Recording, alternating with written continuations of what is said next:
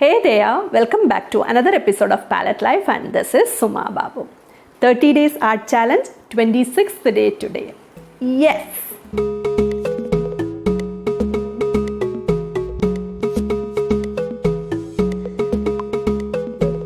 Like always, this weekend also is going to be hectic. A lot of commitments. It's so scary.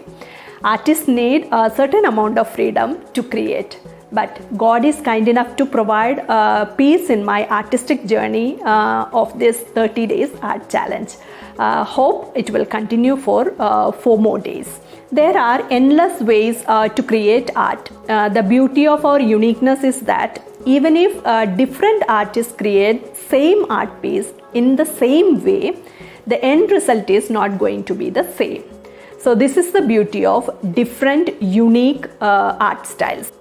If you notice, you have the liking for the artworks of this particular artist who inspires you. Particularly, some elements of their artwork inspires you. So if you want, you can incorporate some of these elements in your artwork. One of the keys to find your own art style is that make lot of art.